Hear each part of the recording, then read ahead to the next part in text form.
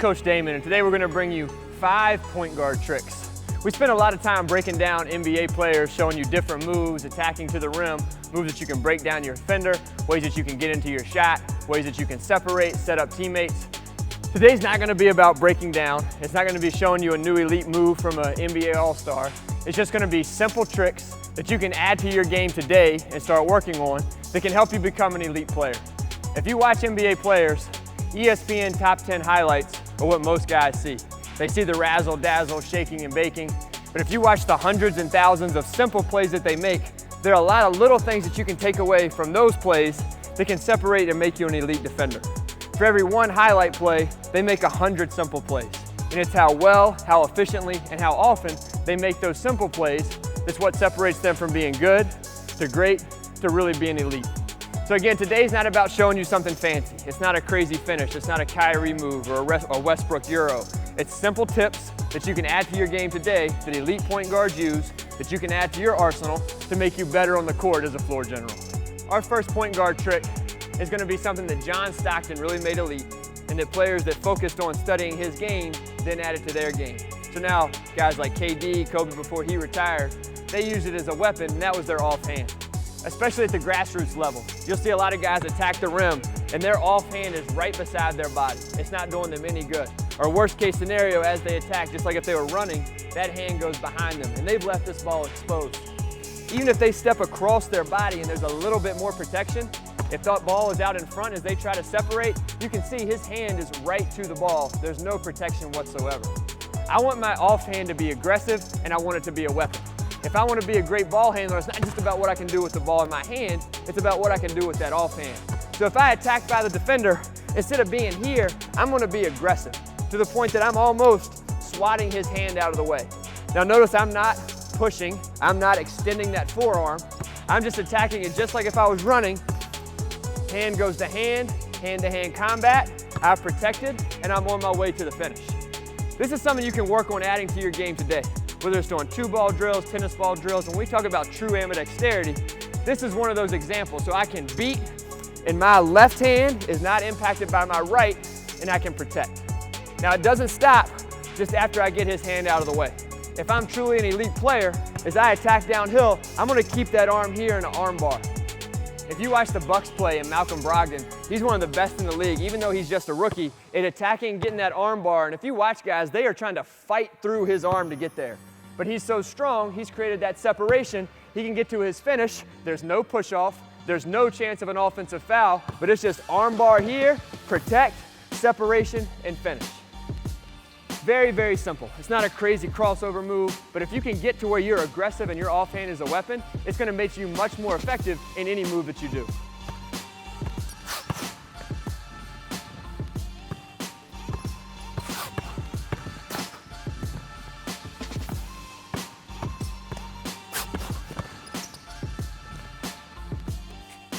Our next trick is going to be using a jab series. Now when you say jab series, most players immediately think catch and then triple threat jab series. As a point guard though, a lot of times you're going to have a live dribble and you may be dribbling the ball up the court and you still need to be able to create space. If this is a good defender and he's into my body, if I'm constantly having to go away, at some point I'm going to run out of space. Now obviously the retreat dribble is very important, and at the same time, if I'm always trying to go downhill and beat him, I may not be letting the offense get set up. I may not let actions happen that we're trying to get in our offense. So what I'm going to use is a dribble jab series.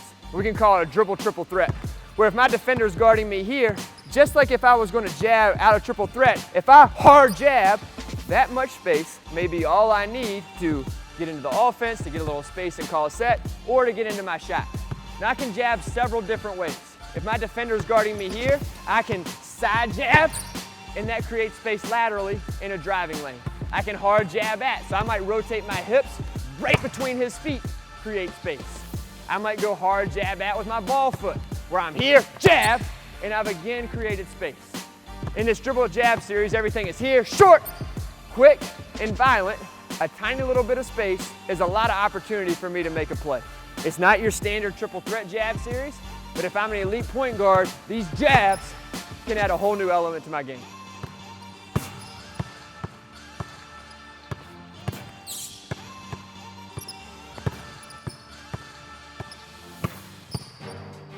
Our next point guard tip we're going to call the veer.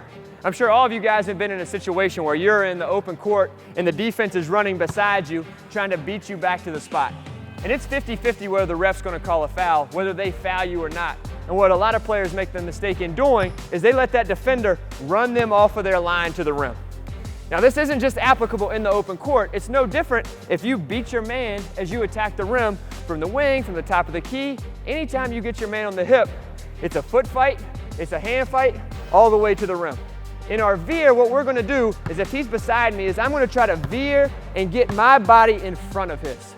If it's side by side, it's hard to tell what's gonna happen when we get to the rim. If he's behind me, I'm in a total advantage. I can fully extend, I can jump stop on 2 and draw the foul. So as we attack and I'm downhill, if I'm straight lining it to the rim, I'm trying to veer and get my inside foot in front of him, and I'm veering him off his line while maintaining mine on the way to the rim. Again, this should still be the same at a triple threat if I attack the rim. Let's say I jab and then I'm attacking. If we're here and we're hip to hip, I've got a little bit of an advantage. But if I can veer and get back in front of him, I'm in control. I want to get to the position where it's not 50-50. I'm not hoping the ref calls a foul. I'm not making a tough finish. I'm in total control with the defense on my back. I'm downhill, forcing reactions where I'm either going to get an easy shot or an easy setup for a teammate.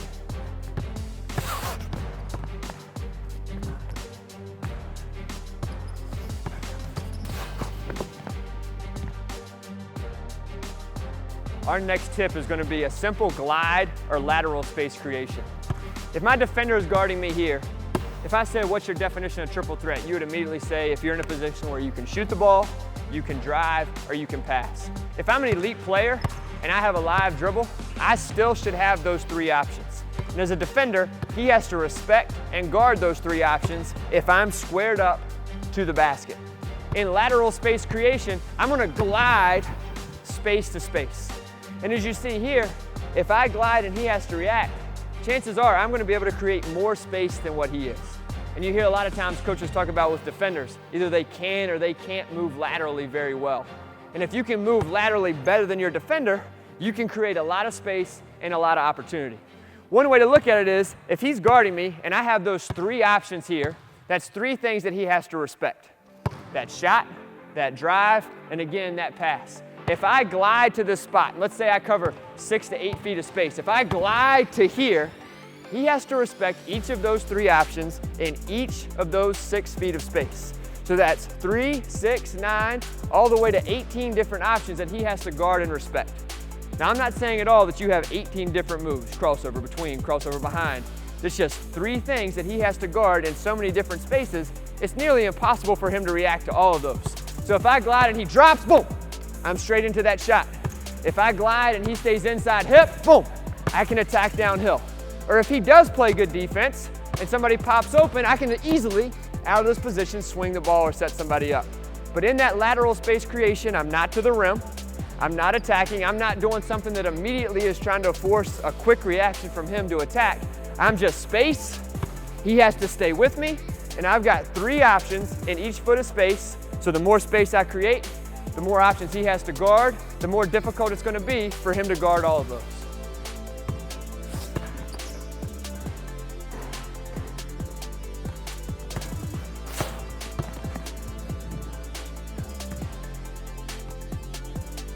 Our last point guard tip, we're going to call eye fakes. Now, I'm sure you guys work on change of pace, you work on hesitation, slow to quick, quick to slow, you work on your shot fakes and different moves. A lot of times, players forget to work on their eyes, and they forget how key and how important those can be to a defender who's guarding. If you watch a lot of games, you see a lot of times defenders, even though they're taught to watch the midsection, they'll end up making eye contact, or they'll be looking at the ball and trying to see where the ball is going before it gets there to anticipate and get steals, get deflections. But if I'm able to manipulate that defender with my eyes, that's another weapon for me. So I may attack down the court, and instead of just going change of pace, hesitation, if I go change of pace and sell a shot, I might go shot, he rises, and all that I need is that split second to be able to attack by. Or even on a pass fake, if the ball comes to here, if I pass fake here, he may react. If I go all eyes and everything eyes, he's probably going to move even more. If I can sell with my eyes while always being quick and able to react to whatever he does, it's going to be a huge weapon for me. What I can't do is get in the habit of always going where my eyes are looking. A lot of times young players, if they sell it here, they're going to shoot it. If they come here, that's where they're going to pass the ball. You have to be able to look everywhere while always reacting and manipulating that defense. Now don't make a mistake of saying that I'm telling you to throw no-look passes. I'm saying that you should be able to use your eyes to sell one way and then go to the other. Even in simple dribble moves, a lot of times guys will be looking here, looking here, looking here. Well, that's easy for him to react. If I'm downhill and I'm spot, and then I quickly react, he's going where my eyes go. Use your eyes to manipulate just like you use your change of pace, just like you use your hesitation, just like you use your shot fakes. If you add that element, those moves are going to become even that much more lethal.